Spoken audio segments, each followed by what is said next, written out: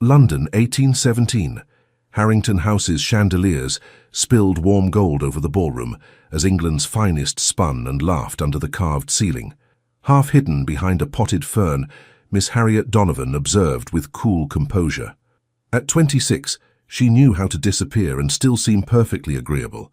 "Another season begins," she murmured to herself, adjusting her pale blue evening gown, a colour chosen not for fashion, but for its ability to render her nearly invisible among the vibrant peacocking of the ton. 7 seasons had passed since her debut. 7 years of watching younger women, some barely 18, being courted, proposed to and wed while she remained firmly on the shelf. Not that she hadn't received offers. There had been several. The gambling-addicted son of a baron, 2 merchants' sons seeking entry to higher society, and an elderly viscount whose breath smelled perpetually of pickled herring. Her father, the Earl of Westfield, approached with 2 glasses of champagne, offering one to his daughter. "You look pensive tonight, my dear," Robert Donovan said, his kind eyes crinkling at the corners. Despite his distinguished position, he had always been a gentle soul, more concerned with his daughter's happiness than her status. "Merely observing, father," Harriet replied, accepting the glass. "Lady Catherine's eldest just secured Lord Bentley's son. That makes 3 engagements announced this evening." Her father sighed. "Your mother worries." "Mother always worries," Harriet said with a small smile. "But you needn't concern yourself. I've made peace with my future." "As the companion to your Aunt Philippa?" He frowned. "That was never the life we envisioned for you." "She's not so terrible," Harriet said, though they both knew her eccentric aunt's household in Bath was a place of last resort, the final destination for unmarried nieces with nowhere else to go. Across the room, Harriet's gaze landed on an unfamiliar figure. Tall and imposing, the gentleman stood a head above most others. His attire, though impeccable, lacked the ostentatious embellishments favored by society dandies. Instead, his power seemed to emanate from within, an effortless authority that commanded attention without demanding it. "Who is that?" she asked her father. The Earl followed her gaze and straightened immediately. "Good heavens, that's Sebastian Goddard, the Duke of Ravenswood.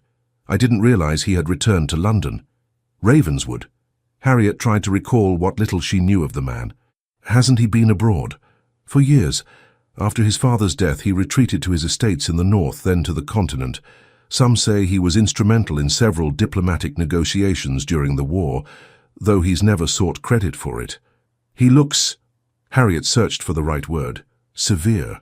Brilliant man, frightfully wealthy, even by ducal standards. They say King George himself seeks his counsel on occasion. Her father lowered his voice. But he's never shown the slightest interest in taking a duchess. Half the matchmaking mamas in London have tried and failed. Harriet watched as Lady Jersey, one of society's most formidable hostesses, approached the Duke. Even she seemed to tread carefully in his presence. "I imagine he finds the season tedious," Harriet mused. "As do you," her father pointed out with a knowing smile. "Yes, but I attend out of duty. What brings a man like him to something as trivial as Lady Harrington's ball?" Before her father could speculate, they were interrupted by her mother, the Countess of Westfield, accompanied by a young man whose eager expression immediately put Harriet on guard. "Harriet, darling," Barbara Donovan said with forced brightness, "you remember Mr. Edmund Chadwick? His father has just purchased that lovely estate in Hertfordshire." The evening progressed as so many others had before. Polite conversation, a dance with Mr. Chadwick, who stepped on her toes twice before telling her at length about his collection of stuffed birds, and eventually a retreat to the card-room, where elderly matrons commented on her enduring beauty, a thinly veiled reference to her advancing age. Near midnight, seeking a moment's respite, Harriet slipped into the relative quiet of Lady Harrington's conservatory. The air was thick with the scent of exotic blooms, and moonlight streamed through the glass ceiling, casting everything in silvery light. She sank onto a stone bench beside a small fountain, closing her eyes to savor the peaceful burble of water. "You disappeared rather abruptly." The deep voice startled her. Harriet's eyes flew open to find the Duke of Ravenswood standing before her, his expression unreadable in the shadows. "Your Grace," she said, rising quickly and dropping into a curtsy. "Forgive me, I didn't hear you approach." "Please sit," he said, his tone making it less a request than a gentle command. After a moment's hesitation, he joined her on the bench, maintaining a proper distance. "You're the Earl of Westfield's daughter." It wasn't a question, but she nodded nonetheless. "Miss Harriet Donovan, Your Grace." "Sebastian Goddard," he replied, as though she might not know who he was. "I'm aware," she said, then bit her lip at her forwardness. To her surprise, the corner of his mouth lifted slightly. "Yes, I suppose you would be." He studied her with an intensity that should have made her uncomfortable, but instead sparked something warm in her chest. "You're different from the others." "Different?" 7 seasons, and not once have you manipulated an introduction to me.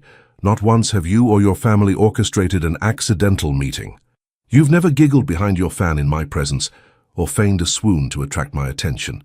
Harriet stared at him in astonishment. "You've noticed me before?" "I notice everything, Miss Donovan." His eyes, which she now saw were a striking shade of grey, held hers. "I've observed you since your debut. That's—" she searched for the right word. "Somewhat disconcerting." To her surprise, he laughed, a rich, genuine sound that transformed his austere features. Refreshingly honest as well. "Tell me, why are you hiding in the conservatory instead of entertaining potential suitors?" "I might ask why a duke is doing the same," she countered. "Touché." He inclined his head.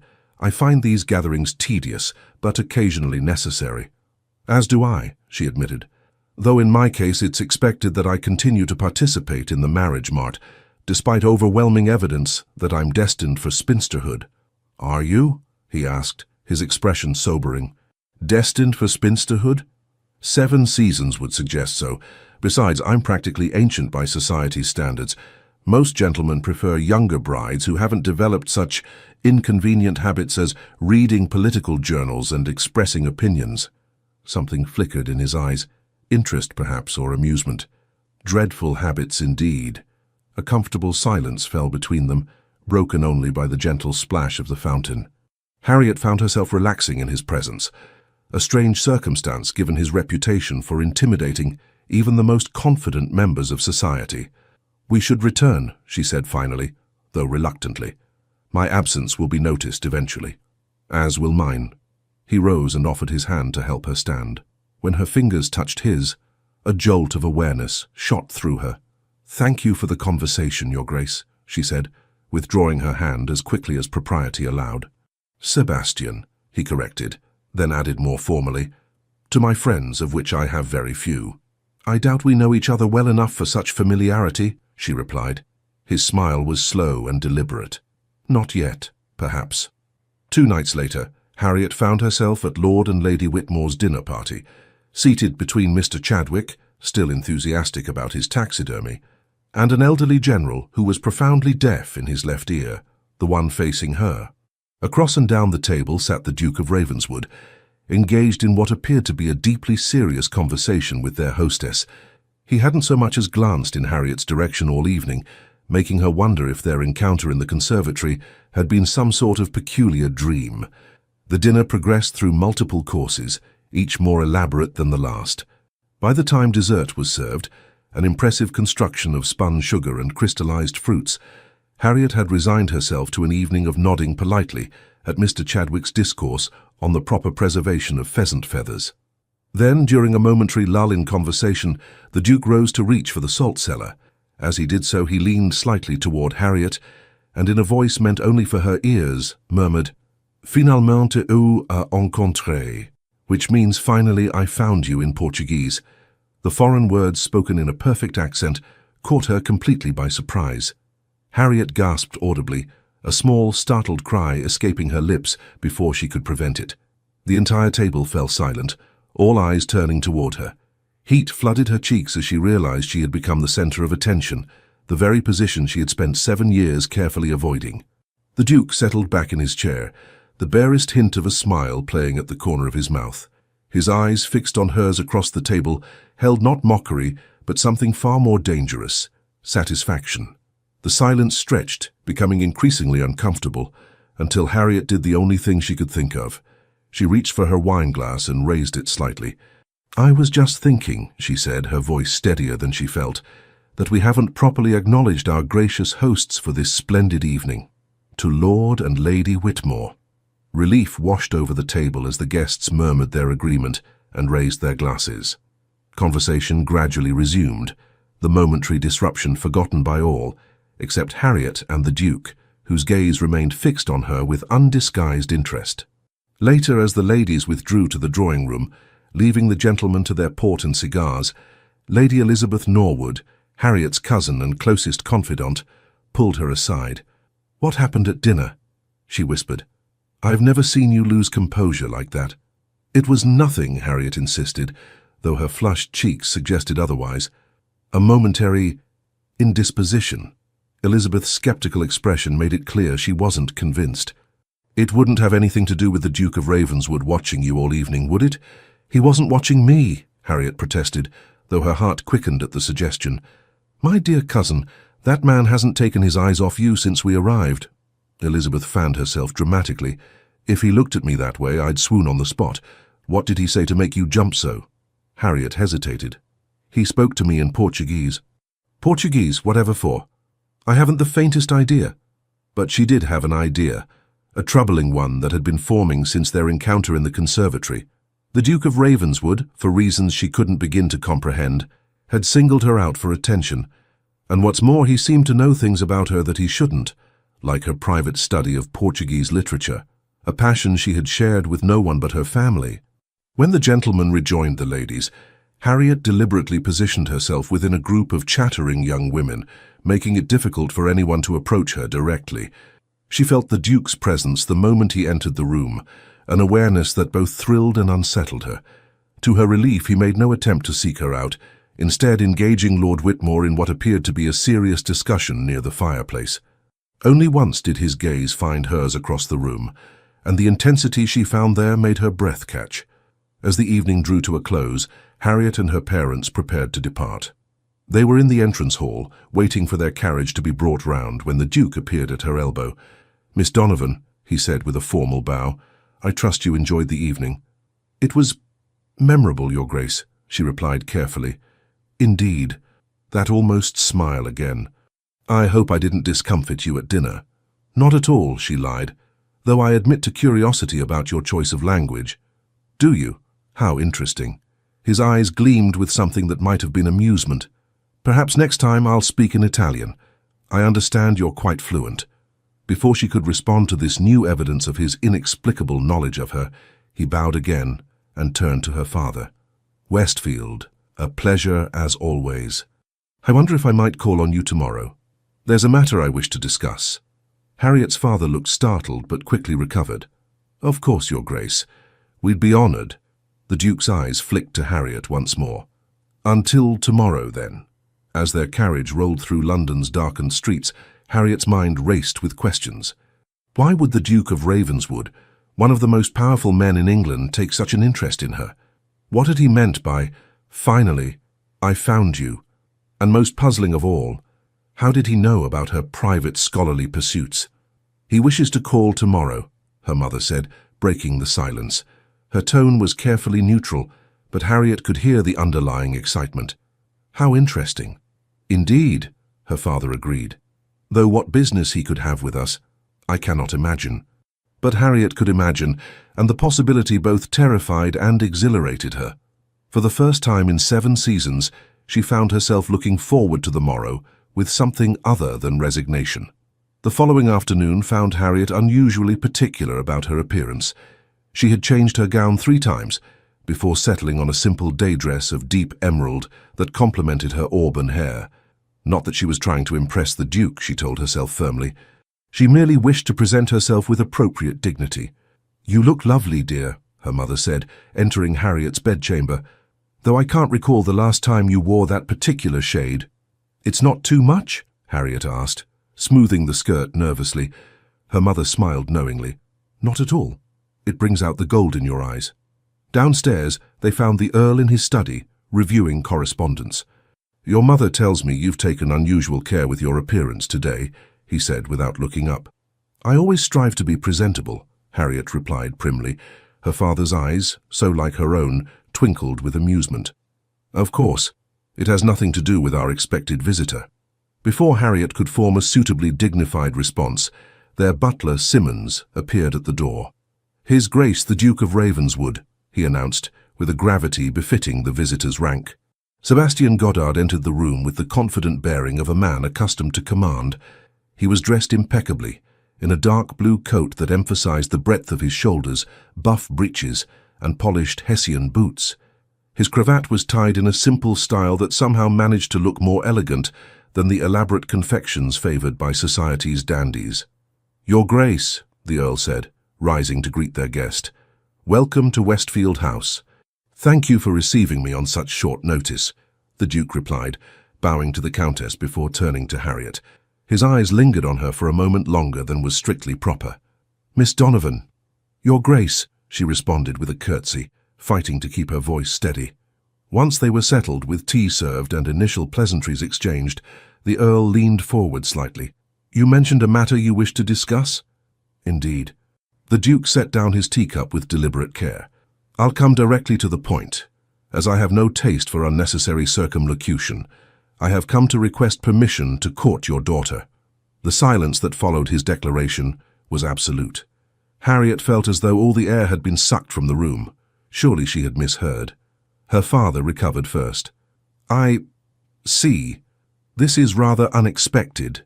For you, perhaps," the Duke said, his calm demeanor unruffled.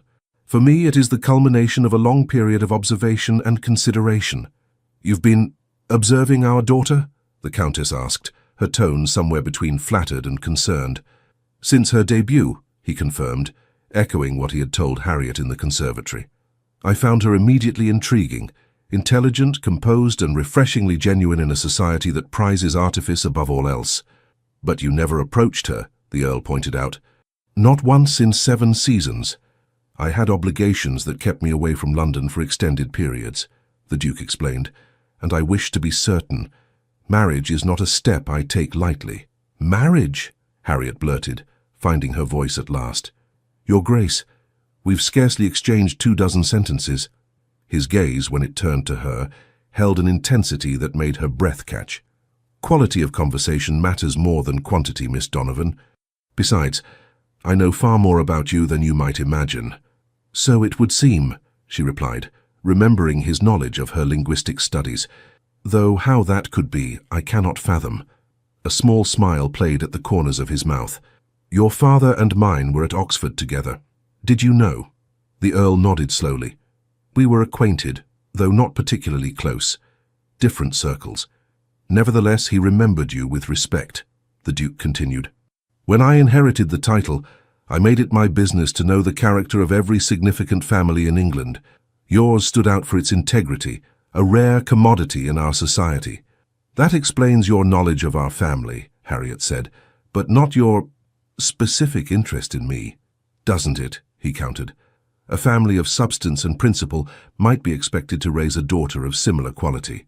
When I observed you at your debut, standing apart, watching the proceedings with intelligent eyes, rather than throwing yourself into the fray, my interest was piqued." "You've been watching me for 7 years," she said slowly, trying to make sense of it. "From a distance." "Not always from a distance," he corrected. "We've been in the same room on numerous occasions. You attended the Millingham's Musicale in 14, where you demonstrated remarkable patience during Lady Caroline's butchering of Mozart. You visit the British Museum on the first Tuesday of each month, where you linger longest in the antiquities section. And you walk in Hyde Park every morning when the weather permits, accompanied only by your lady's maid." Harriet stared at him, unnerved by this catalogue of her movements. "Your Grace, forgive me, but this borders on impropriety," he suggested. "Perhaps, but I assure you my interest has always been honourable." "It's rather unconventional," her father said diplomatically. "I am an unconventional man, my lord." The Duke's tone remained even. "And your daughter, if you'll forgive my presumption, is an unconventional woman. She reads Wollstonecraft and Portuguese poetry. She corresponds with scholars under her father's name because they wouldn't take a woman's intellect seriously. She has rejected multiple offers of marriage because she values her independence and intelligence too much to sacrifice them for security alone." Harriet's parents exchanged startled glances. Even they hadn't known the full extent of her scholarly pursuits. "How could you possibly know all this?" Harriet demanded. a mixture of indignation and fascination coursing through her. For the first time, the Duke appeared slightly uncomfortable. I have resources at my disposal, and an interest in ensuring that my future Duchess would be a woman of substance, as well as breeding. You investigated me, she said flatly. I learned about you, he corrected gently. There's a difference. The Earl cleared his throat. While your interest in our daughter is flattering, Your Grace, I must consider her feelings in this matter. Harriet is not a political alliance or a business transaction. I'm well aware of that, my lord. For the first time, a trace of emotion coloured the Duke's voice. If she were, I would have married years ago. I seek a partner, not a possession. And if I don't wish to be courted? Harriet asked, surprising herself with her boldness. Sebastian Goddard regarded her steadily. Then I will respect your decision, Miss Donovan. I have no desire to pursue an unwilling woman. But I ask only that you give me the opportunity to present myself properly, not as the Duke of Ravenswood, but as the man I am when the weight of that title is set aside. Something in his tone, a note of genuine vulnerability beneath the confident exterior, touched Harriet in a way she hadn't expected. I would need time to consider, she said carefully. Of course. He inclined his head. Though I hope you'll permit me to call again tomorrow. There is something I wish to show you, something that might help you understand my interest more clearly. After a moment's hesitation, she nodded. Very well, Your Grace. Sebastian, he reminded her quietly, when we're among friends. After the Duke had departed, Harriet faced her parents' curious gazes. Well, her mother said, barely containing her excitement, this is a most unexpected development. Indeed, her father agreed, his expression more thoughtful. The Duke of Ravenswood, I never would have predicted it. Nothing has been decided, Harriet reminded them firmly. This could very well be some peculiar whim on his part. A 7-year whim? Her mother countered.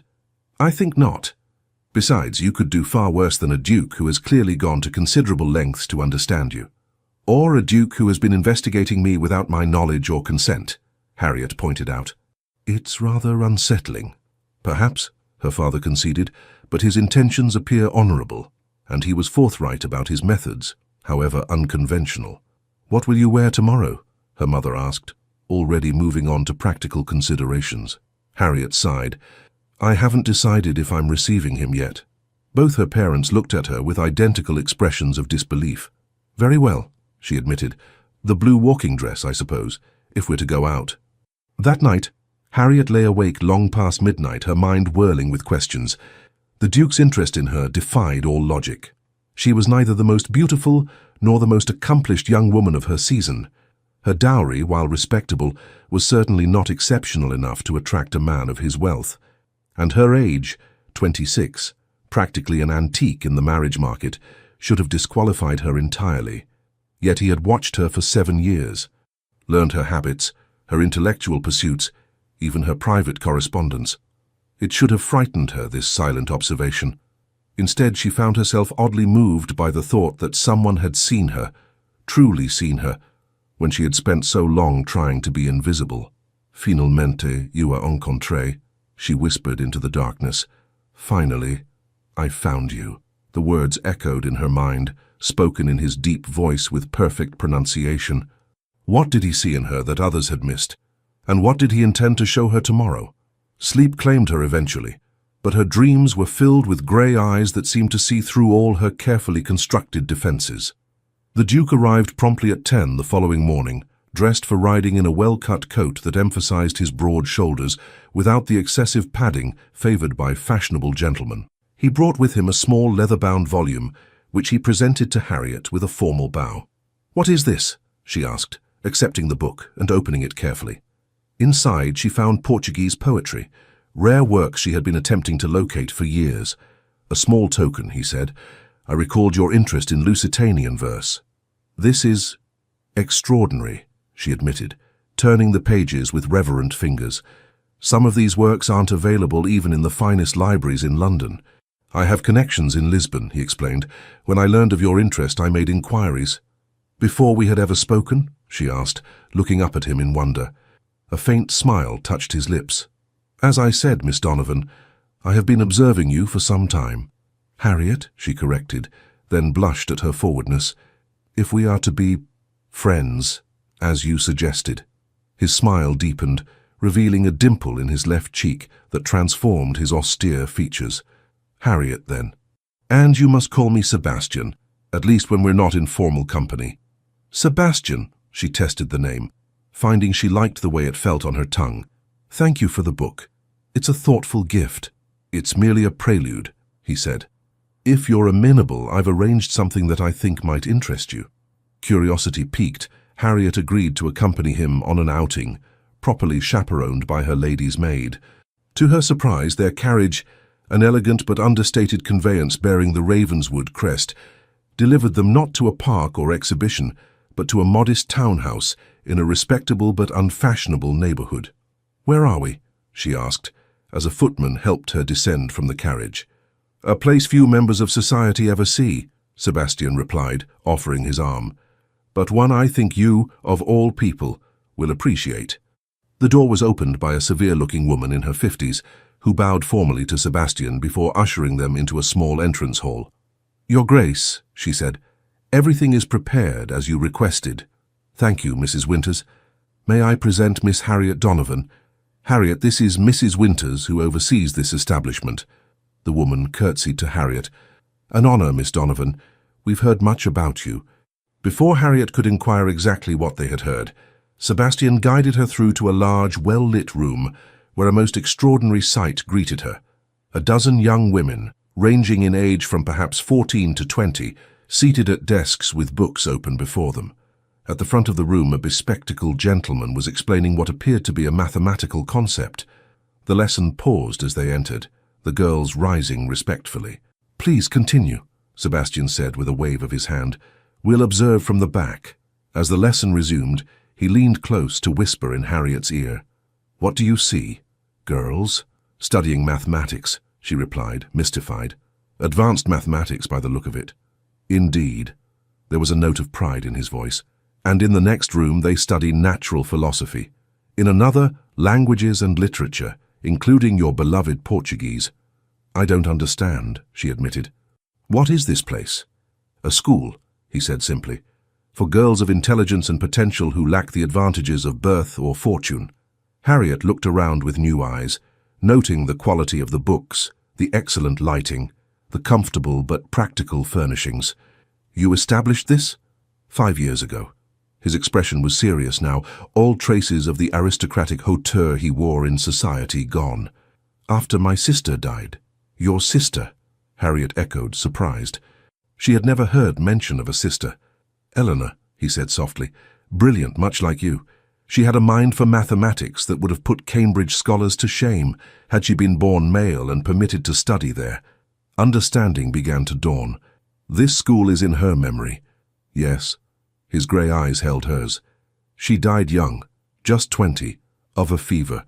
Before she did, she made me promise not to waste my position and privilege. To use it to make a difference, particularly for women of intellect who are so often overlooked or actively discouraged. That's why you noticed me," Harriet said slowly. "I reminded you of her." "In some ways," he acknowledged, "but my interest in you is entirely different, I assure you." The intensity of his gaze left no doubt as to his meaning. They moved through the school, Sebastian introducing her to teachers and students alike, all of whom clearly held him in high regard. It was a side of the Duke that society never saw, warm, engaged, genuinely invested in these young women's futures. "We provide not only education but connections," he explained, as they observed a class on proper business correspondence.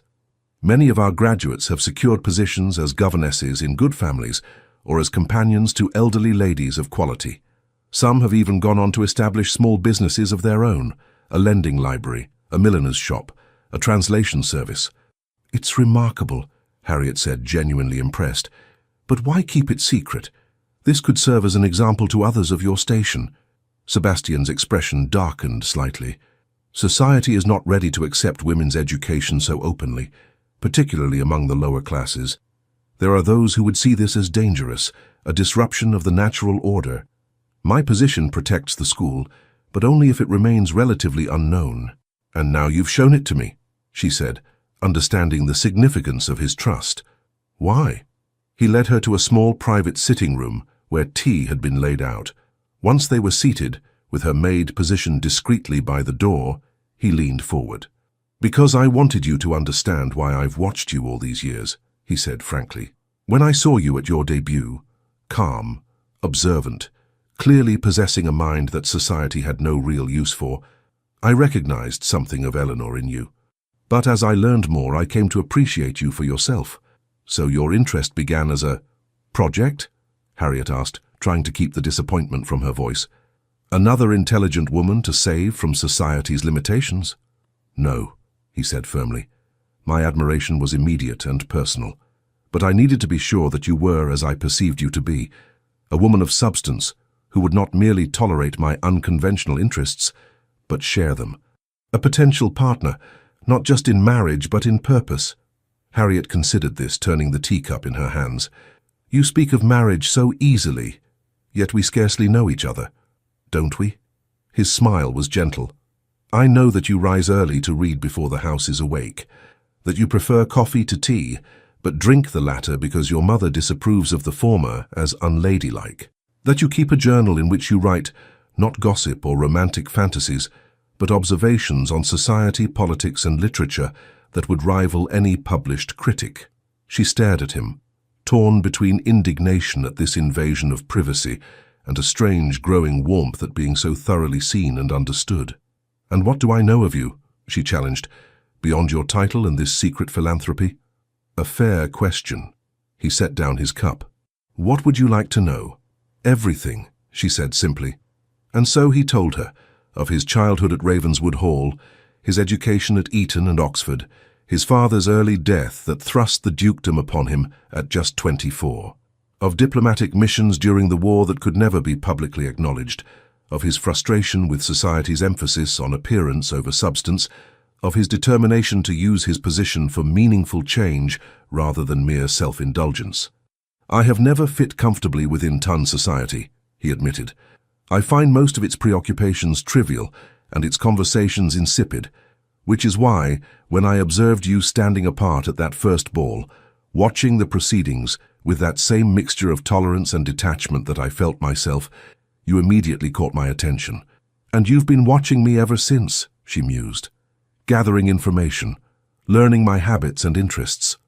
"I prefer to think of it as coming to know you," he corrected gently, "in the only way available to me, given the constraints of society and my own responsibilities that kept me often from London."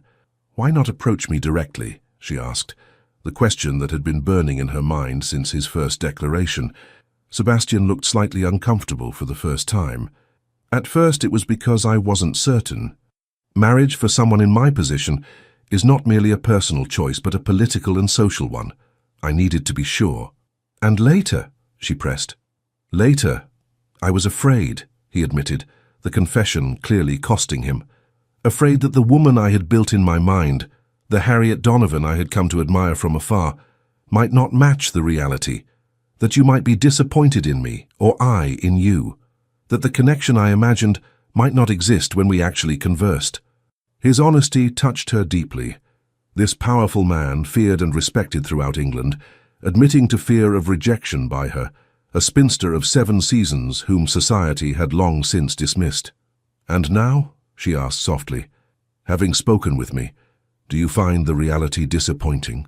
His eyes, when they met hers, held such warmth that it stole her breath. "Quite the opposite. The reality of you, Harriet Donovan, far exceeds even my most hopeful imaginings." A silence fell between them, charged with possibility. "I still have many questions," she said finally. "Of course, and I promise to answer them all, in time." He hesitated, then reached across to take her hand. The touch, though proper with her gloves and his, sent a tremor through her. "But for now I ask only this. Will you allow me to court you properly, to show you not just who I am but who we might be together?" Harriet looked into his eyes, intelligent, intense, and now vulnerable in a way she would never have expected from the formidable Duke of Ravenswood, and made her decision. "Yes," she said simply, "I would like that very much. Sebastian." His answering smile was like the sun breaking through clouds, transforming his severe features into something breathtaking in its beauty and warmth. As they left the school, returning to the carriage that would take them back to the world of society and its rigid expectations, Harriet felt as though she had stepped into an entirely new life, one where she was not invisible or overlooked, but seen, valued, and perhaps even cherished. "What happens now?" she asked as the carriage rolled through London's streets. "Now," Sebastian said, his eyes gleaming with a mixture of satisfaction and anticipation. "We scandalize society by dancing together at Lady Richmond's ball tomorrow night." "Is that wise?" she asked, though the prospect sent a thrill through her. "It will cause talk." "Let them talk," he replied with a dismissive wave. "I've never cared for society's opinion, and I suspect you haven't either. Besides," he added with a hint of mischief that made him look years younger, "I've waited 7 years to dance with you, Harriet Donovan. I don't intend to wait a day longer." Lady Richmond's annual spring ball was the highlight of the London season, an event where reputations were made or broken with a single invitation, or lack thereof. The ballroom was a sea of silk and satin, jewels catching the light of 1,000 candles, as England's elite manoeuvred for position and advantage. Harriet entered on her father's arm, her mother following close behind. For the first time in 7 seasons, she felt a flutter of genuine anticipation rather than dutiful resignation. "You look beautiful tonight, my dear," her father murmured, as they paused at the entrance to the ballroom. She had chosen her gown with unusual care, a silk creation in deep sapphire blue that complemented her auburn hair and fair complexion. It was more daring than her usual selections, with an embroidered bodice that emphasized her slender waist and a neckline that, while still entirely proper, was lower than she typically favored. "Thank you, father," she replied, scanning the crowd with greater interest than she had shown in years. She spotted him immediately, standing near a column, his height and bearing setting him apart from the crowd. Sebastian wore formal evening attire, the severe black and white somehow more striking on him than the colourful finery adorning other gentlemen. As if sensing her presence, he turned, his eyes finding hers across the crowded room. The intensity of his gaze, even at a distance, sent a shiver down her spine. He inclined his head slightly in acknowledgement, the barest hint of a smile playing at the corners of his mouth. "The Duke has arrived, I see," her mother observed with poorly concealed excitement. Since Sebastian's declaration of intent to court Harriet, the Countess had vacillated between disbelief and delight. "How attentive he looks." "Indeed," her father agreed, his tone more measured. Though pleased by the match, the Earl remained cautious, concerned about the scrutiny his daughter would face as the object of the Duke's sudden interest. They moved further into the ballroom, accepting greetings from acquaintances. Harriet noted the speculative glances cast her way. Word of Sebastian's visit to Westfield House had clearly spread. "Miss Donovan," came a familiar voice. Lady Elizabeth Norwood, Harriet's cousin, approached with barely contained excitement. "You must tell me everything at once." "I'm sure I don't know what you mean," Harriet replied primly, though she couldn't suppress a small smile. "Don't play coy," Elizabeth chided, lowering her voice to a whisper. "The Duke of Ravenswood called on your family 2 days ago, and again yesterday. The entire ton is abuzz with speculation." "Is it?" Harriet asked mildly. "How tedious for them to have so little of interest in their own lives," Elizabeth laughed. "Oh, you are impossible, but you must admit it's rather extraordinary. 7 seasons without a serious suitor, and suddenly the most eligible bachelor in England appears at your door." "There have been suitors," Harriet corrected, "simply none I cared to encourage." "Until now," Elizabeth observed shrewdly.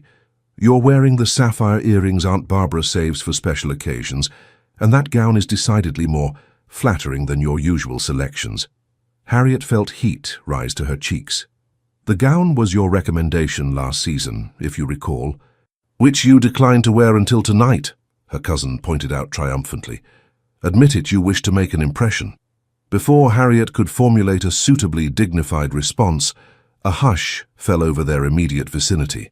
She turned to find Sebastian approaching, his expression as unreadable as ever to most observers. But Harriet, now attuned to the subtle shifts in his demeanor, noted the warmth in his eyes as they met hers.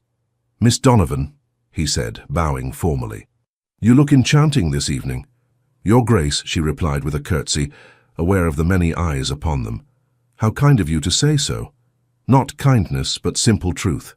He turned to Elizabeth, who was watching the exchange with undisguised fascination. "Lady Elizabeth, a pleasure to see you again." "Your Grace," Elizabeth managed, dropping into a curtsy. "How unexpected to see you at Lady Richmond's ball. You so rarely attend such functions." "I found I had reason to make an exception this evening," he replied, his gaze returning to Harriet. "Miss Donovan, I believe the next set is about to begin. Might I have the honor?" A collective intake of breath seemed to ripple through the nearby guests. The Duke of Ravenswood, who had famously danced with no one but the occasional foreign princess or daughter of a duke for the past decade, was requesting a set with Miss Harriet Donovan, a spinster of 7 seasons, with no particular claim to beauty or fortune. "I would be delighted, Your Grace," Harriet replied, placing her gloved hand on his proffered arm. As he led her toward the dance floor, she was acutely aware of the stares following them, the whispered comments behind fans and raised hands. "You've caused quite a stir," she murmured, as they took their positions for the quadrille. "Have I?" He seemed genuinely unconcerned. "I merely asked a beautiful woman to dance. Surely that's not so extraordinary." "It is when the gentleman in question is known for avoiding the dance floor as though it were plagued with the pox," she replied with a small smile. He laughed, a rich, genuine sound that drew even more stares. "Perhaps I simply needed the right partner to tempt me." The music began, and Harriet found herself swept into the intricate patterns of the dance. Sebastian moved with unexpected grace for a man of his size, leading her through the steps with confident precision. When their hands met, even through the barrier of gloves, she felt that same jolt of awareness that had surprised her in the conservatory. "You dance beautifully," he said, during a moment when the figures of the dance brought them close together. "As I knew you would." "You seem very certain of many things about me," she observed, for a man who claimed to fear disappointment in the reality. His lips quirked in that almost smile that was becoming increasingly familiar. "Some things one can observe from a distance. The grace with which you move, for instance, the intelligence in your eyes, the gentle firmness with which you declined Lord Hathaway's son when he stepped on your hem and tore it at the Millingham's ball 3 seasons ago." "You saw that?" she asked, surprised. She had forgotten the incident entirely. "I told you, Harriet," he said, his voice dropping to an intimate murmur as they circled each other. "I have been watching you for a very long time."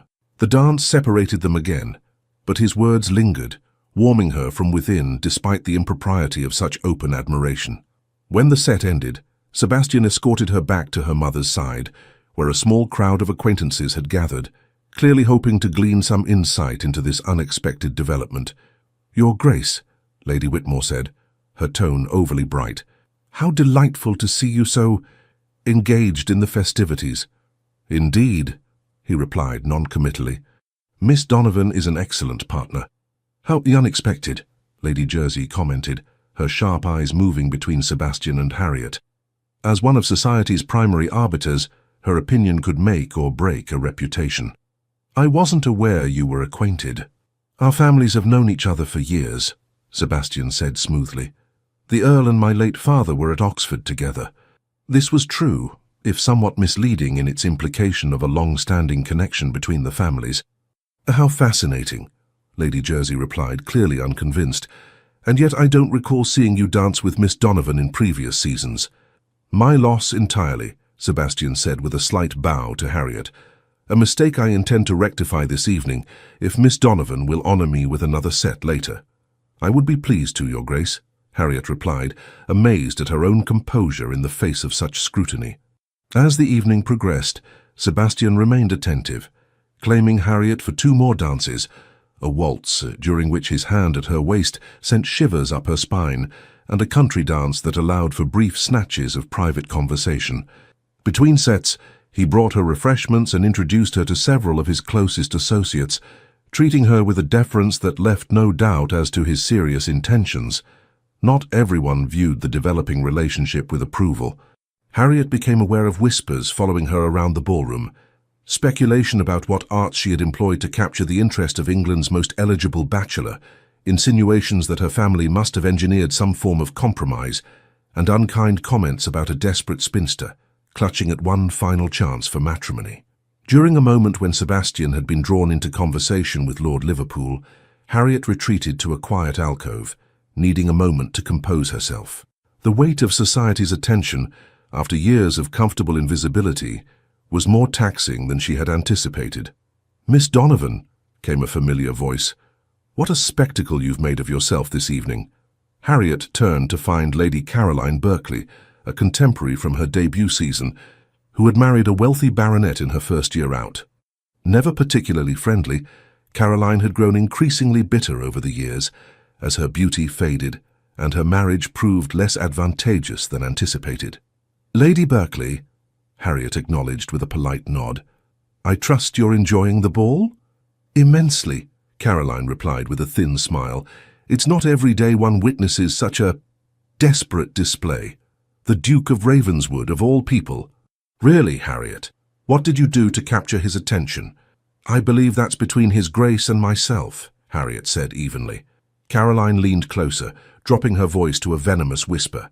"You do realize he's merely amusing himself. Men of his station often develop peculiar tastes. The challenge of the overlooked spinster, perhaps. But he won't marry you, my dear. He can't possibly." Though the words stung, Harriet maintained her composure. "So how fortunate that I have your expertise on the Duke's intentions to guide me. I had only his direct statements to rely upon." Caroline's eyes narrowed. "You always did think yourself above the rest of us with your books and languages. But a pretty face and a fresh young body will always trump intelligence in a man's eyes, and you, my dear, possess neither." Before Harriet could respond to this cruelty, a deep voice interrupted them. "Lady Berkeley," Sebastian said, his tone glacial. "I trust you're not monopolizing Miss Donovan's attention. I believe we're engaged for the next set." Caroline paled, clearly uncertain how much he had overheard. "Your Grace," she managed, dropping into a curtsy. "I was just reminiscing with Miss Donovan about our debut season, such a long time ago now." "Indeed," he replied coldly, "if you'll excuse us." Taking Harriet's arm, he led her away from the alcove, his expression thunderous. "What did she say to upset you?" he asked once they were out of earshot. "Nothing of consequence," Harriet assured him, though the barbs had struck deeper than she cared to admit. "Merely the predictable reactions of society to anything unexpected." Sebastian's jaw tightened. "I heard enough to guess the rest. She suggested I couldn't possibly have serious intentions toward you." "Something to that effect," Harriet acknowledged. "And do you believe her?" he asked, stopping to face her directly, his grey eyes intense. "I don't know what to believe," she admitted honestly. "This is all so sudden, so unexpected. A week ago, I was resigned to spinsterhood and a future as my aunt's companion. Now the most sought-after bachelor in England claims to have been watching me for years, speaks to me in Portuguese, shows me his secret school, and dances with me 3 times at the most important ball of the season. It's rather a lot to comprehend." His expression softened. "I understand, and I've done you no favors by being so public in my attentions before you've had time to adjust to them privately. For that I apologize." "There's no need," she assured him. "I'm simply unaccustomed to being the center of attention." "Would you prefer we leave?" he asked. "I have no wish to distress you." Harriet considered the offer, tempted by the thought of escaping the curious stares and malicious whispers.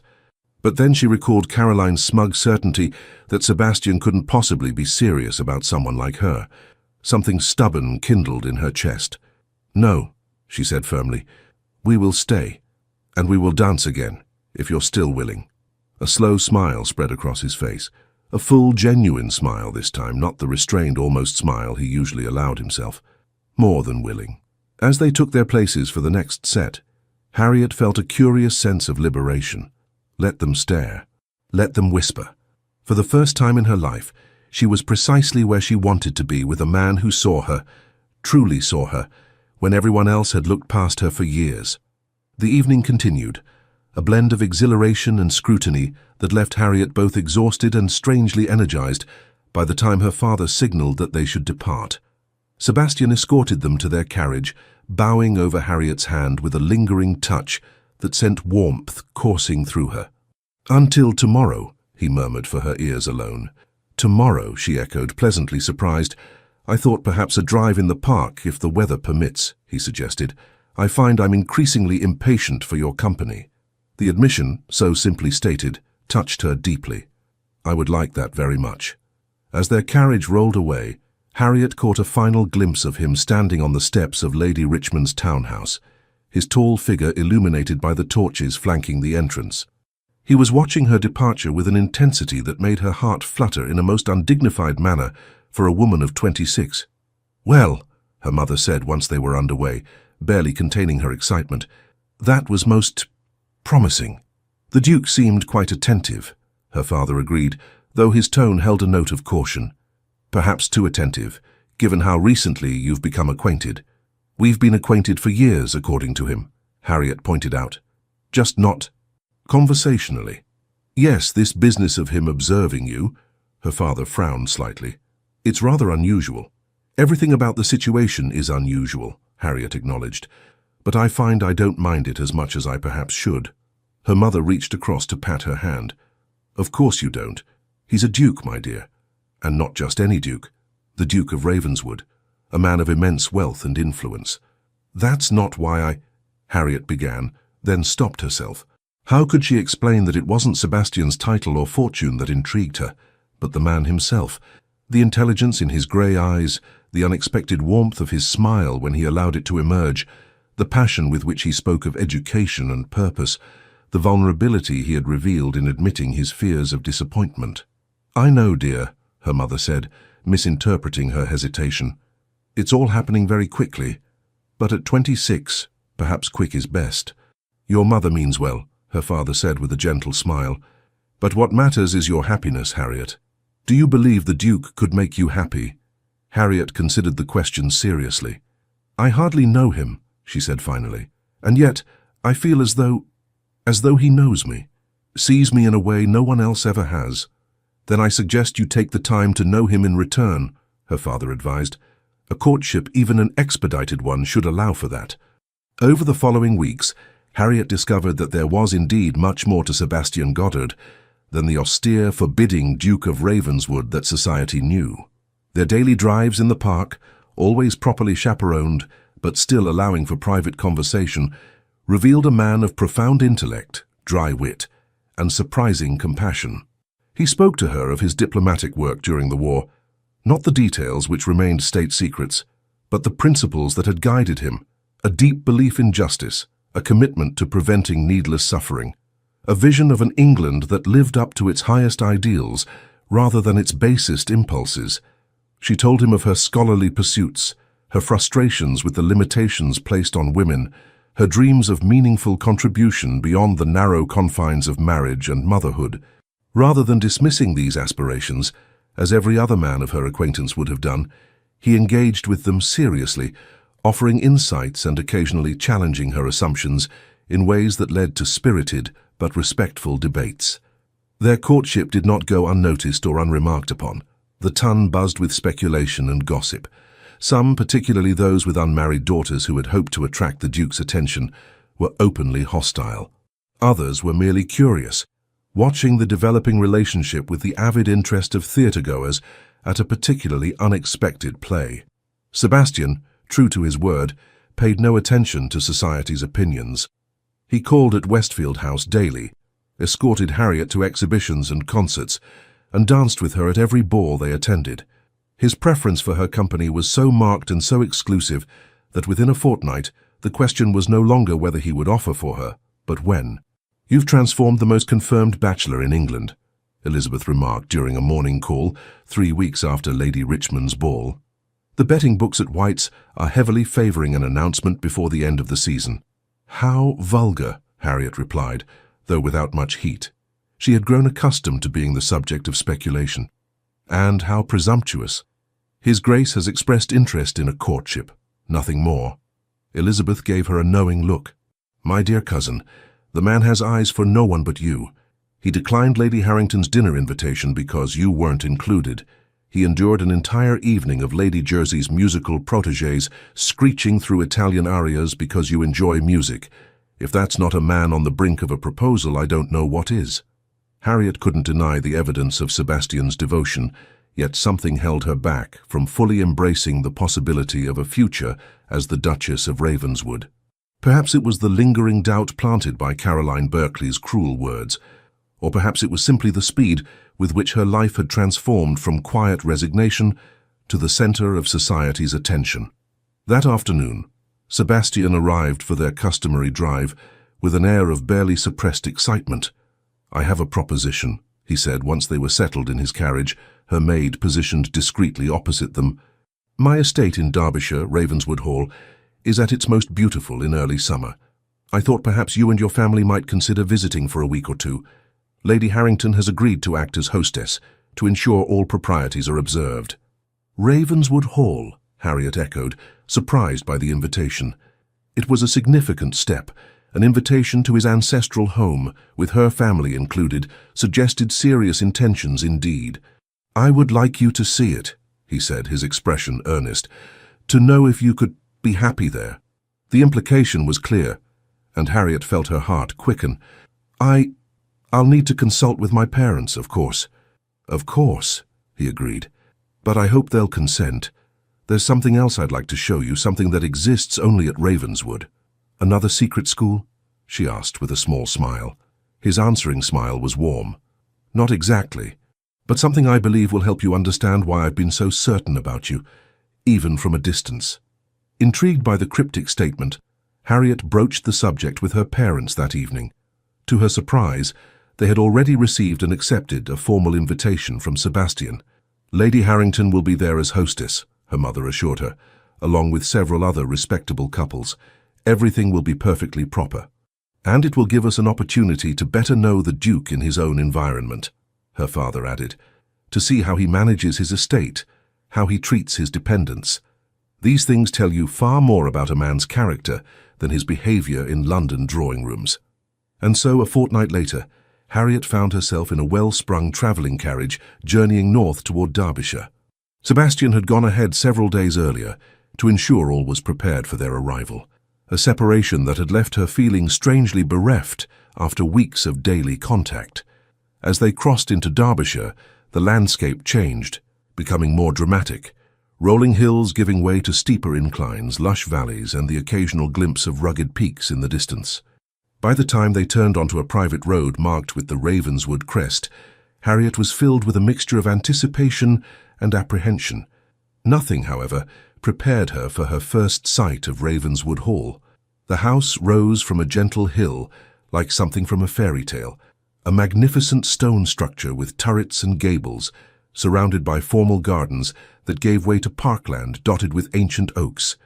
A small lake gleamed in the afternoon sun, and beyond it the land rose again toward distant moorland. "Goodness," her mother breathed as their carriage approached along the sweeping drive. "It's like a palace." "One of the finest estates in England," her father agreed, "and one of the most profitable from what I understand. The Duke has modernized the home farm extensively." Harriet barely registered their comments, her attention fixed on the figure standing at the top of the grand entrance steps.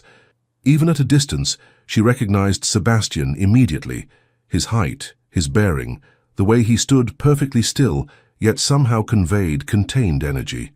As their carriage drew to a halt, a small army of livened servants appeared to assist with their arrival. Sebastian descended the steps to greet them personally, his usual reserve softened by evident pleasure. "Welcome to Ravenswood," he said, helping Harriet down from the carriage with gentle hands. "I trust your journey wasn't too fatiguing." "Not at all," she assured him, feeling unaccountably shy after their brief separation. "Your home is beautiful." "It's improved immeasurably with your presence," he replied quietly, offering his arm to escort her up the steps. The interior of Ravenswood Hall matched its impressive exterior, grand without being ostentatious, blending centuries of tradition with tasteful modern comforts. Lady Harrington greeted them in the entrance hall, along with several other guests who had arrived earlier. "Miss Donovan," Lady Harrington said with genuine warmth, "how delightful to have you join our little party. His Grace has spoken of nothing else since issuing the invitations." "You exaggerate, Lady Harrington," Sebastian protested mildly, though the fondness in his voice suggested a comfortable relationship. "I never exaggerate," the older woman replied with a wink at Harriet. "It would be most improper. Now, I'm sure our guests would appreciate time to refresh themselves after their journey. Shall we reconvene for tea in an hour?" Harriet was shown to an elegant suite of rooms in the east wing of the house, with windows overlooking the rose garden and, beyond it, the lake. The chambers had clearly been recently redecorated, with a color scheme of soft blues and greens that happened to be her favorites. His Grace had the rooms prepared especially, confided the maid assigned to assist her, said they had the best morning light for reading. This thoughtfulness, Sebastian considering her comfort, her preferences, even her reading habits, touched Harriet deeply. It was one thing to observe someone from a distance. It was quite another to translate that observation into such personalized consideration. After changing into a fresh gown, she joined the other guests for tea in a charming parlor, overlooking the formal gardens. Sebastian introduced her to those she hadn't yet met: a retired general and his wife, a scholarly vicar from the nearby village, and his sister, and Sebastian's cousin, Lord Henry Goddard, a jovial man whose ready wit immediately put Harriet at ease. "So you're the one who's finally captured my inscrutable cousin," Lord Henry said with a mischievous grin. "The entire family is agog with curiosity. Sebastian's never brought a young lady to Ravenswood before." "Henry," Sebastian warned, though without much heat. "Well, it's true," his cousin protested. "We'd begun to fear you'd follow in great-uncle Percival's footsteps and retreat entirely into academia and eccentricity. He kept a badger as a pet, you know," he added to Harriet in a stage whisper. "Named it Aristotle and taught it to fetch his slippers." "I assure you, I have no intention of keeping badgers," Sebastian said dryly, "Aristotelian or otherwise." The exchange, so different from Sebastian's usual formal interactions in London, revealed yet another facet of the man, one capable of humour and warmth within the circle of those he trusted. Harriet found herself warming to Lord Henry immediately, recognizing in him an ally who might help her understand the more private aspects of Sebastian's character. After tea, Sebastian suggested a walk in the gardens, as the late afternoon sun had broken through earlier clouds. Harriet readily agreed, eager for some time alone with him after the journey. "You seem comfortable here," she observed, as they strolled along a gravel path bordered by immaculate flower beds. "More so than in London." "This is home," he said simply. "London is where I must be for business and political matters, but Ravenswood is where I can be myself." "And who is that?" she asked. "The man behind the ducal title?" He considered the question seriously. "Someone rather ordinary, I suspect, despite the extraordinary circumstances of birth and position. A man who values intelligence over beauty, substance over style, and purpose over pleasure. Though I'm not opposed to pleasure when it's meaningful," he added with a glance that sent heat rising to her cheeks. They walked in companionable silence for a time, eventually reaching a small Greek-inspired temple overlooking the lake. Inside, a stone bench offered a place to rest and admire the view. "I used to come here as a boy," Sebastian said, his voice softer with reminiscence, "when the lessons and expectations and responsibilities seemed too much. My father was a good man, but a demanding one. He saw the dukedom as a sacred trust, a position of both privilege and obligation." "And you share that view," Harriet observed. "I do." He turned to face her directly. "Which is why I've been so deliberate in my approach to marriage. The woman who becomes Duchess of Ravenswood doesn't just share my bed and bear my children, though I hope very much for both," he added, with a frankness that made Harriet blush again. "She shares the obligation, the trust, the purpose." "That's a heavy burden to place on a wife," she said carefully. "It is," he acknowledged, "which is why I've waited so long to find a woman who could bear it, not as a burden, but as a calling of her own." His grey eyes held hers, intense and searching. "Tomorrow, if you're willing, I'd like to show you what I mentioned in London, the thing that exists only at Ravenswood. It might help you understand why I've been so certain about you, even from a distance." Curiosity piqued. Harriet nodded. "I'd like that very much." The following morning dawned clear and bright. After breakfast, Sebastian led Harriet to a wing of the house she hadn't yet explored. They climbed a spiral staircase to a tower room with windows on all sides, offering panoramic views of the estate. "This was originally a watchtower," Sebastian explained, producing a key to unlock a heavy oak door. "Built in more turbulent times, my great-grandfather converted it to a more peaceful purpose." The door swung open to reveal a sight that took Harriet's breath away, a magnificent library, circular in shape, with shelves reaching from floor to ceiling on all sides. A gallery ran around the upper level, accessible by a delicate wrought-iron spiral staircase. Comfortable reading chairs were positioned near the windows, and a massive desk occupied the center of the room, covered with papers, books, and what appeared to be correspondence. The Ravenswood Library, Sebastian said with evident pride. Over 20,000 volumes collected by generations of my family. But it's not the books themselves I wanted to show you, remarkable though they are. He led her to a section of shelving partially concealed behind the desk. This is the family archive. Journals, letters, and personal papers dating back to the first Duke. Each Ravenswood heir is encouraged to maintain the tradition of recording not just events but thoughts, reflections, the inner workings of the mind and heart. Selecting a volume bound in dark green leather, he handed it to Harriet. My father's journal from his time at Oxford, the entry for October 12, 1789. Curious, Harriet carefully opened the book to the date indicated and began to read. The handwriting was firm and precise, much like Sebastian's own. Met Robert Donovan today, a serious young man with a keen mind for mathematics. Unlike most of the fops and dandies that populate this place, he seems to genuinely value learning for its own sake. We had a fascinating discussion on Leibniz's calculus that left Hathaway and his crowd completely baffled. I sensed the beginning of a worthwhile acquaintance. Your father and mine, she said, looking up in surprise. They really were friends. More than I initially realized, Sebastian confirmed, selecting another volume. This is from 2 years later. This entry described a punting expedition on the river, during which her father had eloquently defended the radical notion that women were intellectually equal to men, a position that had nearly led to a fistfight with a particularly conservative fellow student. Donovan insists that his future daughters, should he be blessed with any, will receive the same education as any sons, the journal recorded. A progressive view that I find myself increasingly sympathetic to, despite my traditional upbringing. I had no idea, Harriet murmured, touched by this glimpse of her father's youthful idealism he had indeed put into practice in her education. There's more, Sebastian said, guiding her to a different shelf and selecting a slim volume bound in blue. This is from my own journal, kept during my first season in London after assuming the title. With hands that trembled slightly, Harriet opened it to the page he indicated. The entry was dated May 15, 1810, her debut ball. Endless parade of simpering debutantes tonight at the Hartington Ball.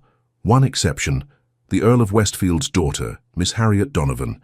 While the other young ladies fluttered and flirted, she observed the proceedings with intelligent eyes that missed nothing.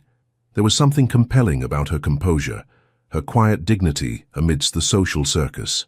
When she did speak, primarily to her father, her expressions were animated, suggesting a lively mind behind the reserved demeanor.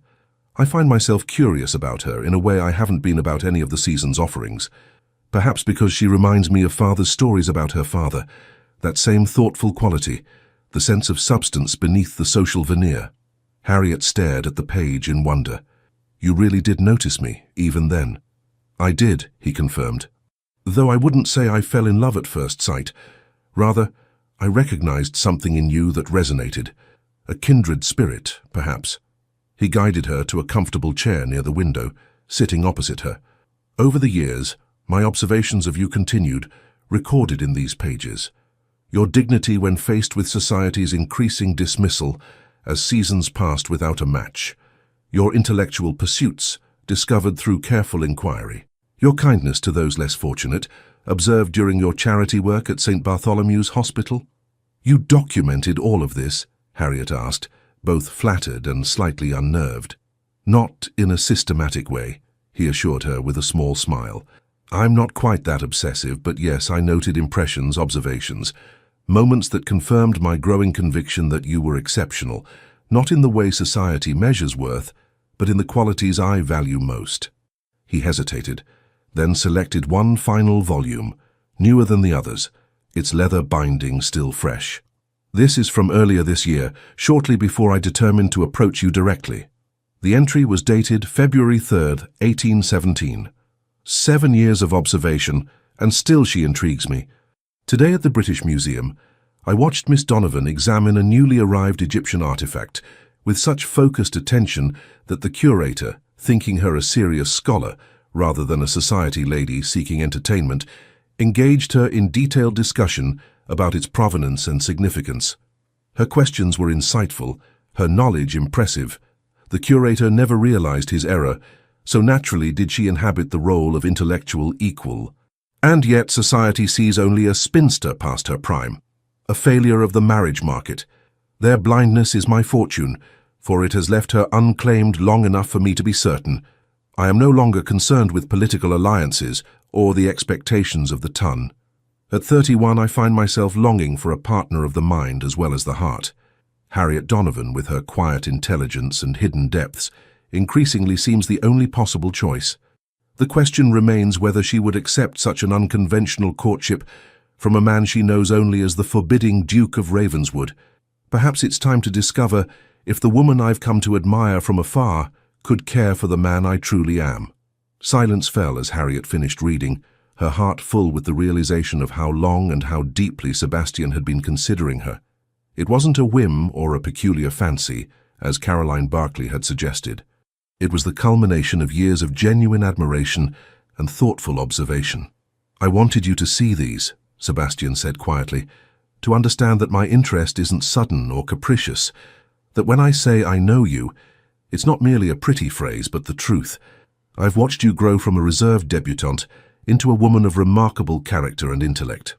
And in doing so, I have grown from a newly minted duke overwhelmed by responsibility into a man who knows his own mind and heart."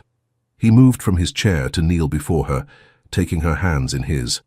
"Harriet Donovan, I love you. Not the idealized version I created in my mind over years of distant observation, but the real woman I've come to know these past weeks. Your wit, your intelligence, your compassion, your quiet strength. I would be honored if you would consent to be my wife, my duchess, my partner in all things." Tears blurred Harriet's vision as she looked down at this powerful man kneeling before her, his usually guarded expression open and vulnerable. For a woman who had resigned herself to spinsterhood, who had watched friend after friend marry while she remained alone, who had begun to believe that no man would ever truly see and value her for herself, the moment seemed almost dreamlike in its perfection. "Sebastian," she said softly, his name a caress on her lips, "you know so much about me, and yet there's one thing you couldn't have observed from a distance." "What's that?" he asked, his grip on her hands tightening slightly. "That I have fallen completely, irrevocably in love with you," she confessed. "Not the Duke of Ravenswood that society knows, but the man you've allowed me to discover these past weeks. The man who builds schools for disadvantaged girls, who speaks Portuguese to surprise me, who remembers which books I linger over in the museum. Yes, Sebastian, yes, I will marry you." His face transformed with joy, years seeming to fall away, as he rose to pull her gently to her feet and into his arms. Their first kiss was tender, a sweet promise of deeper passion to come, but restrained by the respect he had always shown her. When they parted, both slightly breathless, Sebastian rested his forehead against hers. "Finalmente you a encontré," he murmured. "Finally I found you," she translated, smiling up at him. "But I think perhaps we found each other." The news of the engagement between His Grace, the Duke of Ravenswood, and Miss Harriet Donovan, daughter of the Earl of Westfield, was announced in the Morning Post the following week, setting London society abuzz with speculation and, in some quarters, consternation, that the most eligible bachelor in England had chosen a spinster of 7 seasons, a woman of unremarkable beauty and modest fortune, defied all conventional wisdom. "They're saying it won't last 6 months, Elizabeth reported during a visit to Westfield House, where Harriet had returned to prepare for the wedding. "That he'll tire of you once the novelty of an intelligent wife wears off, or that you've somehow tricked him, though no one can quite agree on how." "How flattering," Harriet remarked dryly, adjusting a piece of lace on the wedding gown being fitted by a seamstress. "And do you believe them?" "Of course not," her cousin replied indignantly. "Anyone who's seen the way he looks at you knows it's genuine, like you're the most fascinating creature he's ever encountered."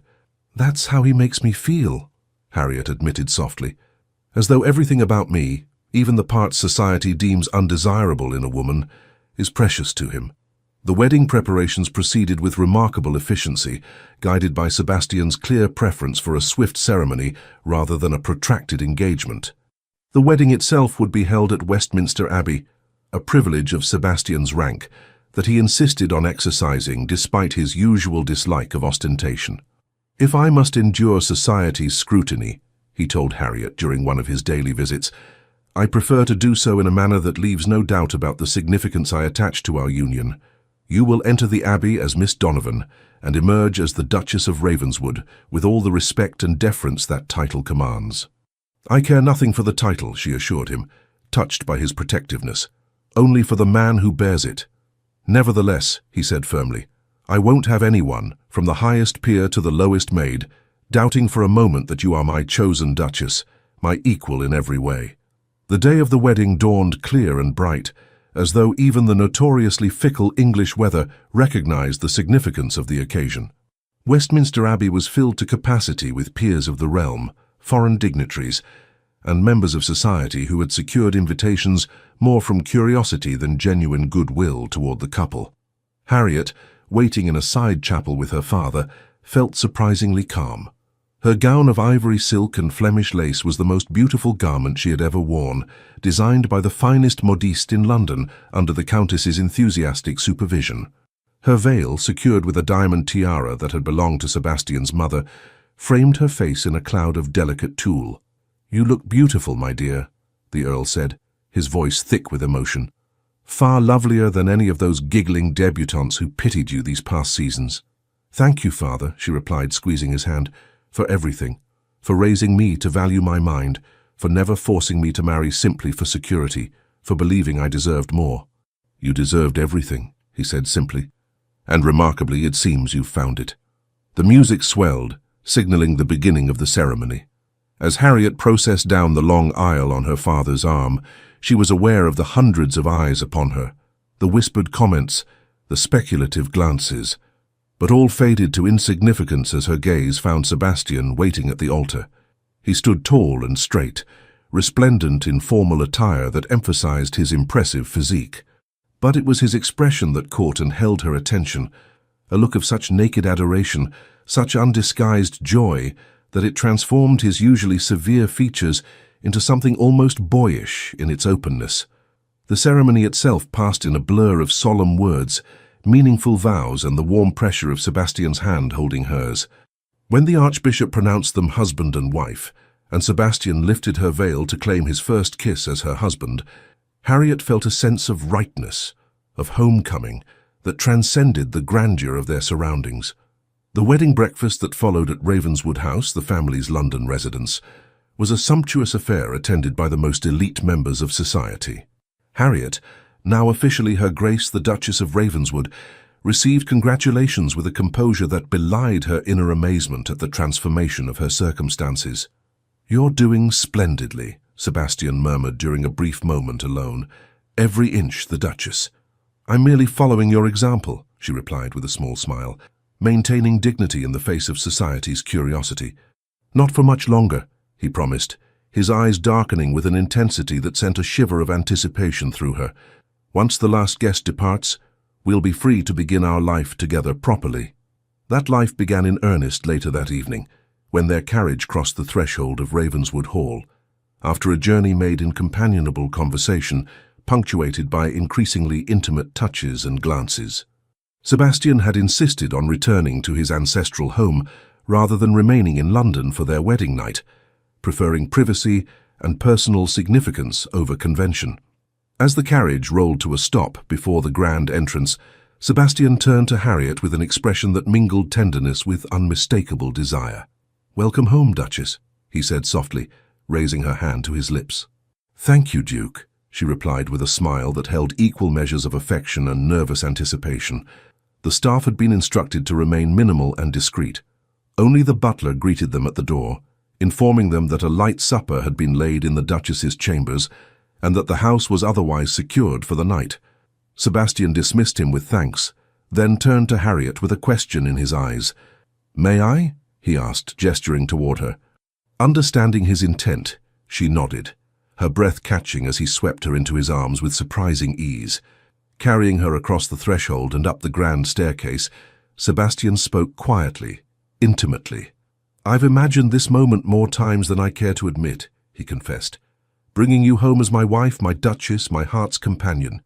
"And does the reality match your imagination?" she asked, her arms around his neck, her face close to his. "It exceeds it," he replied simply, "as you always have." The Duchess's chambers, Her chambers now had been transformed with flowers, candles, and subtle touches that spoke of careful planning. A fire burned in the grate despite the summer evening, casting a golden glow over the elegant furnishings. The bed, a magnificent four-poster draped in silk the color of champagne, dominated the room without overwhelming it. Sebastian set her gently on her feet, his hands lingering at her waist. "Are you hungry?" he asked. "The supper can wait if you'd prefer." "It can wait," she agreed softly, summoning courage she wasn't entirely sure she possessed. Though educated in the basic facts of marital relations, Harriet was acutely aware of her inexperience compared to Sebastian's presumed knowledge. As if sensing her thoughts, he took her hands in his. "We have all night," he assured her. "All our lives, in fact. There's no rush, no expectations beyond what feels right to both of us." The tenderness in his voice eased her nerves somewhat. "I want this," she said honestly. I've never—" "I know," he said, raising a hand to cup her cheek, "and I'm honored to be the one to show you. But you must promise to tell me if anything is uncomfortable or unwelcome. Our marriage will be built on honesty in all things, including this." His consideration, his patience, melted the last of Harriet's apprehension. Rising on tiptoe, she initiated a kiss that began gently but quickly deepened, as Sebastian responded with carefully restrained passion. What followed was a slow, sweet discovery of each other. Sebastian helped her out of her traveling dress with reverent hands, his breath catching audibly when she stood before him in only her thin chemise. In turn, she helped remove his coat and waistcoat, her fingers trembling slightly as they encountered the warm solidity of his chest through his shirt.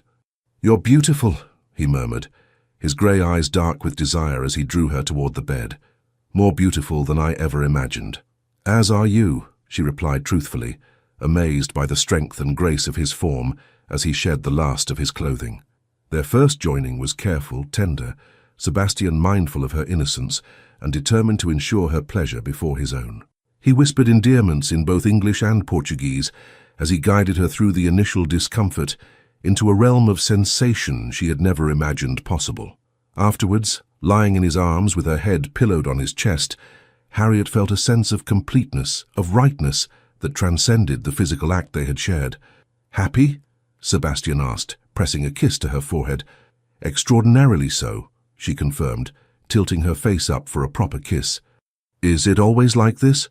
His laugh was low and warm against her skin. "No," he said honestly. "This is exceptional, but I believe it will only improve as we learn each other more thoroughly." "A scientific approach," she teased. "Observation, experimentation, refinement of technique." "Precisely," he agreed, rolling her beneath him with playful intent.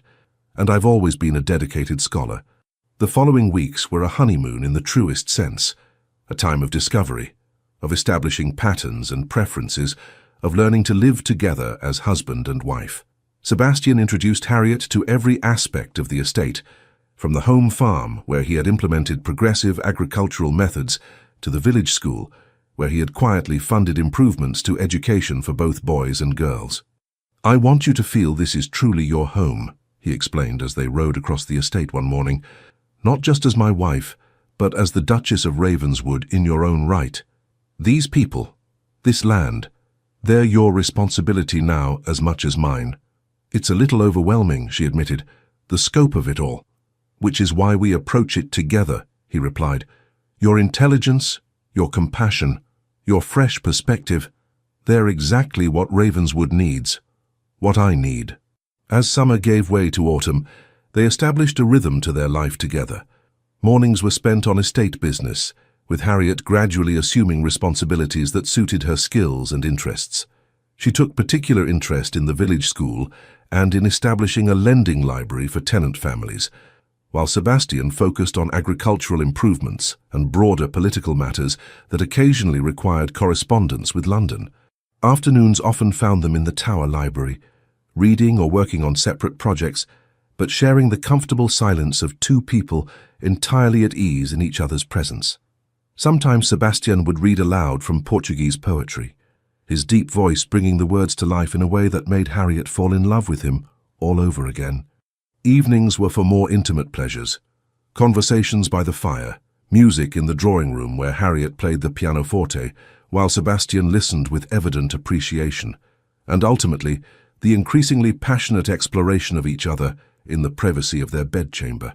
"I never imagined marriage could be like this," Harriet confessed one night as they lay entwined, the sweat of their lovemaking cooling on their skin. "So equal, so consuming." "Nor did I," Sebastian admitted, trailing his fingers along the curve of her spine. "I expected compatibility, respect, perhaps even affection in time. But this consuming passion, this sense that you're essential to my very being, this exceeds all expectation." As winter approached, they reluctantly prepared to return to London for the opening of Parliament, where Sebastian's position required his attendance. The prospect of facing society as a married couple, of Harriet taking her place as the Duchess of Ravenswood in the very circles that had once dismissed her, brought a mixture of apprehension and anticipation. "They'll be watching for any sign of discord," Sebastian warned as their carriage approached London. "Any hint that our marriage isn't as fulfilling as it appears." "Let them watch," Harriet replied with newfound confidence. "What they see will only confound them further." Their arrival in the capital caused the stir Sebastian had predicted. Invitations flooded Ravenswood House as hostesses vied for the honor of presenting the new Duchess to society. With Sebastian's guidance, Harriet selected those events that would establish her position without overwhelming her with superficial socializing. Her first appearance as Duchess was at a formal dinner hosted by the Prime Minister, a deliberate choice that placed her immediately in the highest echelon of society. Dressed in a gown of deep burgundy velvet that complemented her auburn hair and fair complexion, with the Ravenswood diamonds at her throat and ears, Harriet entered the dining room on Sebastian's arm with a composure that belied her inner nervousness. "Her Grace, the Duchess of Ravenswood," the butler announced, and all conversation ceased as heads turned to observe her entrance. Sebastian's hand tightened reassuringly on hers.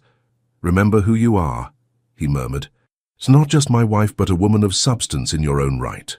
The dinner proceeded with formal correctness, Harriet seated in a position of honor befitting her rank. The conversation around her was primarily political, touching on matters of international diplomacy and domestic policy that would have excluded most society wives. To the evident surprise of several gentlemen present, Harriet contributed thoughtfully to the discussion, her comments informed by both her own reading and conversations with Sebastian. "Your Duchess is remarkably educated, Ravenswood," observed Lord Liverpool, the Prime Minister, with a mixture of surprise and reluctant admiration. "Indeed," Sebastian agreed, his pride evident, "one of her many qualities that made her the only possible choice for my wife." As the weeks passed, Harriet found her footing in her new role. The initial curiosity about her marriage gave way to a grudging acceptance, as society witnessed the obvious devotion between the Duke and his unconventional bride. Those who had predicted a swift end to the match were forced to revise their expectations as the couple presented a united front at every public appearance. Not all reactions were positive, of course. Caroline Berkeley remained vocally skeptical, suggesting to anyone who would listen that the Duke must surely regret his hasty choice. Her comments might have wounded Harriet in her previous life, but now, secure in Sebastian's love and her own position, they seemed merely petty and irrelevant. "Lady Berkeley continues to predict our imminent estrangement," she mentioned to Sebastian one evening as they prepared for a ball at Almack's. "According to her, you're already seeking consolation elsewhere." "Am I indeed?" he replied with amusement, adjusting his cravat. "How enterprising of me, considering I can scarcely bear to leave your side for parliamentary sessions."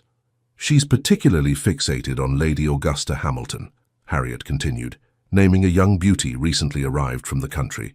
"Apparently you were observed speaking to her for a full 5 minutes at Lady Jersey's musicale." Sebastian moved to stand behind her at the dressing table, meeting her eyes in the mirror. "I was explaining to Lady Augusta that while her singing voice is indeed pleasant, my wife's intellectual conversation provides more lasting satisfaction." Harriet laughed, leaning back against him. "You didn't." "I most certainly did," he confirmed, dropping a kiss on her bare shoulder, though perhaps in slightly more diplomatic terms. The ball at Almack's proved to be something of a turning point in society's acceptance of Harriet. As she and Sebastian moved through the elaborate figures of a quadrille, she became aware of a subtle shift in the atmosphere, a transition from curiosity and skepticism to a more genuine acknowledgement of her position. "You've won them over," Sebastian observed as they took a turn about the room during an interval between dances. "Not that their approval matters to me, but I confess it pleases me to see you recognized as you deserve to be." "I think they're simply growing accustomed to the idea," Harriet replied. "The novelty of our match is fading." "Perhaps," he conceded, "but there's more to it than that. You carry yourself differently now, with confidence, with assurance. You've grown into your role as Duchess in a way that commands respect." It was true, Harriet realized. The shy retiring spinster, who had spent 7 seasons fading into the background, had been replaced by a woman who knew her worth, who had been loved and valued for precisely those qualities society had once dismissed as undesirable in a wife. As the London season progressed, Harriet found unexpected fulfillment in aspects of her role as Duchess. While the endless rounds of social engagement still held little appeal, she discovered that her position gave her influence in areas she genuinely cared about. With Sebastian's enthusiastic support, she became a patron of several educational charities, focusing particularly on opportunities for girls from disadvantaged backgrounds. The school Sebastian had established in London expanded under her guidance, adding classes in natural philosophy and mathematics to the existing curriculum. Harriet herself occasionally taught lessons, finding joy in encouraging young minds that reminded her of her own frustrated intellectual curiosity at their age. "You've given this place new life," Sebastian observed during one of their visits to the school. "The girls adore you." "They adore the opportunities," she corrected gently, "as I would have, had such a place existed when I was their age." "Then I'm doubly glad to have created it," he replied, watching with evident pride as she guided a student through a particularly challenging mathematical problem. Their partnership extended beyond philanthropic endeavors. Sebastian increasingly sought Harriet's counsel on political matters, valuing her perspective and analytical mind. When an important diplomatic negotiation required his presence in Vienna, he insisted on Harriet accompanying him, an unusual step for a peer of the realm, but one that reflected his genuine desire for her companionship and input. "My father would have consulted only other men of his rank," Sebastian admitted as they journeyed across Europe, "but I find your insights often perceive nuances that others miss." "Perhaps because I spent so many years observing from the sidelines," Harriet suggested. "When one is invisible, one sees much that others miss." "You'll never be invisible again," he promised, taking her hand. "Not to me, not to society, not to history." The Vienna Congress proved to be a triumph for both Sebastian's diplomacy and Harriet's social grace. The Austrian nobility, less bound by English prejudices, readily accepted the intelligent Duchess of Ravenswood, and several influential diplomatic wives sought her company specifically. "How you charm them without trying," Sebastian observed, after a particularly successful dinner, where Harriet had conversed fluently in German with a Prussian minister whose goodwill was crucial to their negotiations. "Simply by being yourself, thoughtful, well-informed, genuinely interested in their perspectives." "I am interested," she said simply. "These are fascinating times, and we're privileged to witness them from a position of influence." Upon their return to England, life settled into a pleasing rhythm divided between London and Ravenswood Hall. Their first wedding anniversary was celebrated quietly at the estate, with only family and closest friends in attendance, a marked contrast to the public spectacle of their wedding, but far more in keeping with their private preferences. "Happy?" Sebastian asked, as they strolled through the rose garden after their guests had departed. "Immeasurably so," Harriet replied, leaning into his embrace, "though I confess there's one aspect of our life together that I'm eager to expand." "And what might that be, Duchess?" he inquired, his arms tightening around her. "Our family," she said softly. "I find myself increasingly drawn to the idea of children. A son with your grey eyes and commanding presence, perhaps, or a daughter with a mind as keen as yours." Sebastian's face transformed with joy as he understood her meaning. "You're with child?" Harriet nodded, her own happiness reflected in his expression. "The doctor confirmed it yesterday. We should expect an heir to Ravenswood by winter's end." He lifted her in a careful embrace, spinning her gently before setting her back on her feet. "My brilliant, wonderful Harriet," he murmured against her hair. Every day you give me new reasons to thank whatever fate or providence led me to notice you all those years ago. Finalmente eu encontrei, she whispered, reversing his Portuguese phrase from their courtship.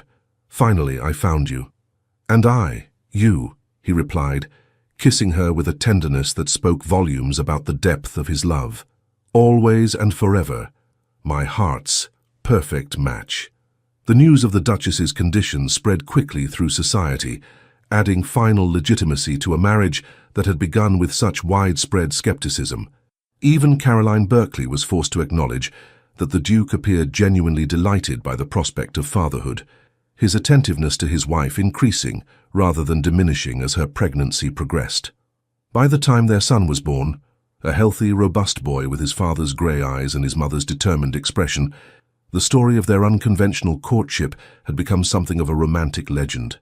The spinster who had watched 7 seasons of debutantes marry before capturing the heart of England's most elusive duke was now firmly established as one of the most respected and admired women in society. "He has your chin," Sebastian observed as they sat together by the nursery fire, watching their infant son sleep peacefully in his cradle. "And I suspect your stubborn nature." "Heaven help us if he has yours," Harriet replied with a fond smile. "One utterly determined Goddard in the family is quite enough. Says the woman who refused 3 proposals before accepting mine," he teased, drawing her closer to his side. "I was waiting for the right one," she said simply. "As were you."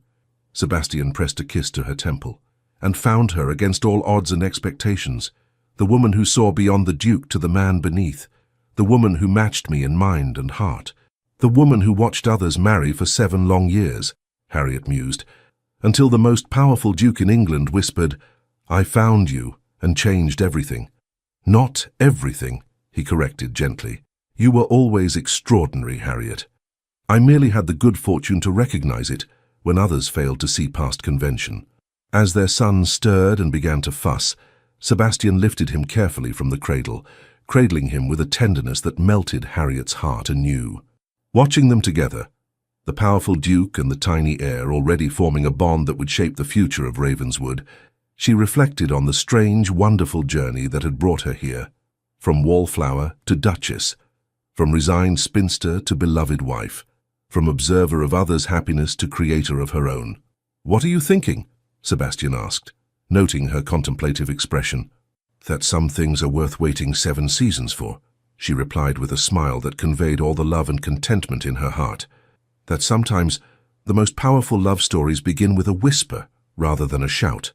"Finalmente eu a encontrei," he murmured, echoing the words that had begun their journey together. "And I found you," she replied, joining him to complete their family circle, "for always and forever." The end. Dear listener, in the quiet moment after our story ends, I invite you to close your eyes and picture Sebastian's library, that magnificent circular room filled with generations of wisdom, hidden away in a tower where few ever ventured. Like that special sanctuary, you too hold within you a lifetime of extraordinary stories that many never see. Your hands have held babies who are now parents themselves. Your eyes have witnessed technological marvels transform from impossible dreams to everyday conveniences. Your heart has expanded, broken, healed, and grown stronger through loves found and lost. What a magnificent journey you've traveled. Society often speaks as if life's greatest adventures belong to the young, but they miss the profound truth. It is you who now possesses the freedom that youth can only imagine. You've earned the liberty to speak your mind without apology, to wear what brings you comfort, to befriend whom you choose, and to spend your precious time exactly as you wish. When Harriet heard those Portuguese words, she discovered someone had been seeing her all along. But you don't need a duke to recognize your worth. The wisdom in your soul and the stories in your heart are treasures beyond measure, waiting for you to acknowledge them yourself. Tonight, as you settle into rest, remember this: the most beautiful quality you possess is not one that diminishes with time but grows more luminous, your authenticity. You have earned the right to be unapologetically yourself. What freedom, what power. Sleep will come easier when you recognize that tomorrow isn't a burden to carry, but a gift to unwrap at your own pace. The dawn brings not obligations, but opportunities to share your unique light with a world that needs exactly what only you can give. your perspective, your kindness, your particular way of seeing beauty where others might miss it. You're not just surviving each day. You are a living library of experience, a testament to resilience, a masterpiece still being painted with each sunrise. Rest peacefully in that knowledge tonight. With all our gratitude, Legends of the Fall team. Thank you so much for staying with us until the very end. We hope this story warmed your heart, stirred your soul, and reminded you that love, true, deep, soul-seeing love, can arrive when you least expect it. If you felt moved, please like this video, leave a comment, and share it with someone you care about. And most importantly, subscribe to our channel to stay with us on this beautiful journey. Your support means everything to us. It helps us stay inspired to bring you more stories filled with love, redemption, and soul-stirring twists. At the end of this video, you'll see a suggestion for another one of our original tales. Click it and be surprised by another emotional and unforgettable story. Thank you for being here, the Legends of the Fall team.